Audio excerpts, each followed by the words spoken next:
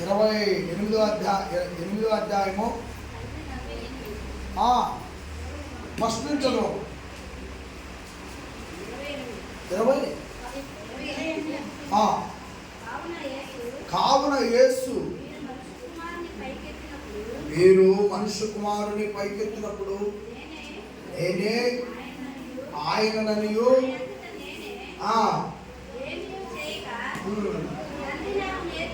ఏమంటున్నారు? మాట్లాడుతుంది ఎవరు? యేసుక్రీస్తు వారు మాట్లాడుతున్నారు. అక్కడ యేసుక్రీస్తు వారు మాట్లాడుతూ ఏమంటున్నాడు?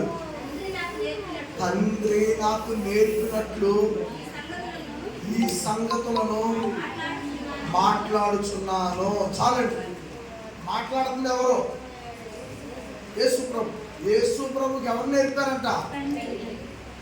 తండ్రి నేర్పిస్తే యేసుక్రీస్తు వారి లోకానికి వచ్చి నా తండ్రి నాకు తరబీదు ఇచ్చాడు, నా తండ్రి నాకు బైబిల్ ఈ దేవుని వాక్యపు పాఠాలు నేర్పించాడు, పరలోకములు నా తండ్రి నేర్పితే చాలా సంగతులు నేర్పుకున్నాను నేను, ఆ సంగతులు మీకు అంటే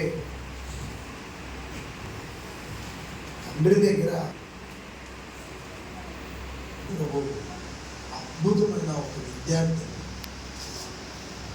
దేవుడు రక్షకుడు అన్నీ, అయితే అన్నిటిలో ఆయన ఒక విద్యార్థి.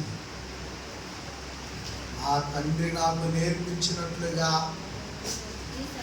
ఈ సంగతులు మాట్లాడుచున్నానని ప్రభు నిర్వహించారు. కాబట్టి పిల్లగా నాకు ఈ బైబిల్ క్లాసులు ఏర్పాటు చేయడానికి మాదిరి చూపి యేసు ప్రభు. తర్వాత అపోస్తులు కూర్చోబెట్టి బైబిల్ క్లాసులు అంటే బోధన నేర్పించినట్టుగా మనం చూస్తాం. కూర్చోబెట్టి బైబిల్ నేర్పించాలి. అదే మీటింగ్ అయితే ఏమైందంటే ఒక ఆశీర్వాదపు వాక్యం పట్టుకుంటాం. ఆ ఆశీర్వాదపు వాక్యాన్ని పట్టుకొని ప్రజల్ని ఆశీర్వాదం చుట్టే తిప్పుతాం. ఆశీర్వాదం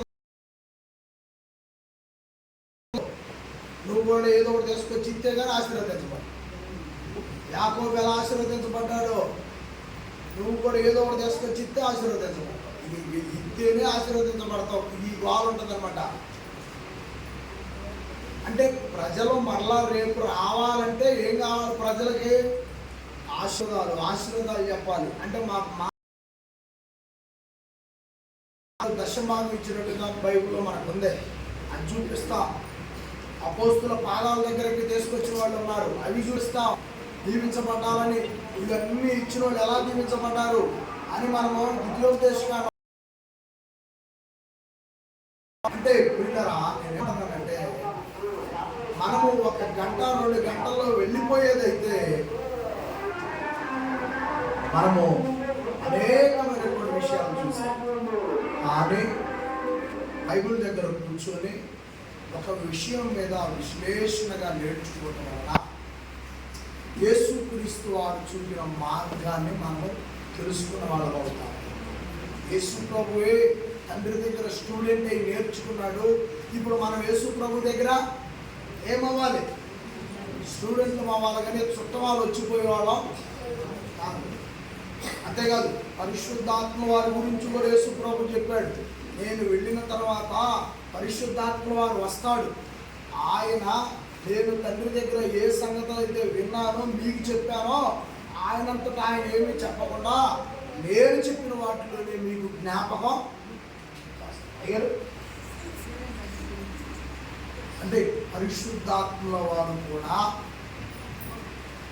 తండ్రి దగ్గర స్టూడెంట్. కాబట్టి మనమందరము మన ప్రభు అయిన యేసుక్రీస్తు దగ్గర స్టూడెంట్. విశ్వాసం అవును, ఫస్ట్ వినుట వలన విశ్వాసం వచ్చింది. నువ్వు చెవుతో విన్నావు, నీలో విశ్వాసం పుట్టింది. విశ్వాసంలోనికి వచ్చిన నీవు యేసు ప్రభు శిష్యులు అడిగారు, అయ్యా నాలో ఉన్న విశ్వాసాన్ని మాలో ఉన్న విశ్వాసాన్ని ఏం చేయమన్నారు? వృద్ధిపరచమన్నారు. అప్పుడు వృద్ధిపరచటం వలన మనము కూడా మనలో ఉన్న విశ్వాసాన్ని యేసుప్రభు ద్వారా వృద్ధిపరుచుకుంటే వీళ్ళరా మనము కూడా విశ్వాసం అనేటువంటి స్టేజ్లో నుండి స్టూడెంట్లు అనేటువంటి స్థాయికి విద్యార్థులు అనే స్థాయికి వస్తాం. ఆ తర్వాత విద్యార్థులు అనే స్థాయి నుంచి వాళ్ళ సేవకుడే వచ్చి పని లేకుండా నీవే వెళ్ళి నీ చుట్టాలకి బంధువులకి 4 రెఫరెన్స్లు చూపించి ఖచ్చితంగా ఇదిగో యేసు ప్రభు ఇలా చెప్పారని నీవు కూడా ఒక హౌస్ విజిటింగ్ టీచర్ అవ్వచ్చు. ఖచ్చితంగా ప్రతి విశ్వ కూడా వీళ్ళంటే పెద్దలు చెప్పే విషయాలు నేర్చుకుంటే హౌస్ విజిటింగ్ టీచర్స్ ఈ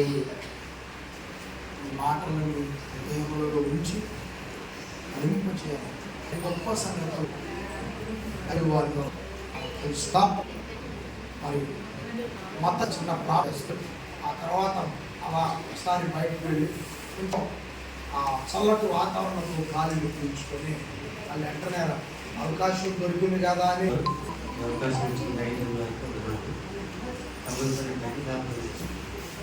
మందున్న మా తండ్రి, మా ప్రభువును రక్షకుడైన యేసుక్రీస్తు ద్వారా మీ మాటలు వినడానికి వచ్చి ఉన్నాను ఆయన. అలాగే మీరు మాట్లాడే సమయము దగ్గర పడి ఉంది. దైవజను వారు ఈ వాక్కును మోసుకొని వచ్చున్నారు. ఆయన నిలబడి మాట్లాడుతుండగా ఆయన నోటిని మీ బోరుగా వాడుకోండి. ఆయన నోటి నుంచి వస్తున్న ప్రతి వాక్కు మీదేని మీరు స్వీకరించడానికి సహాయం. మా సేవకు చెప్తున్నాడు ఆయన నేర్చుకోవాలి.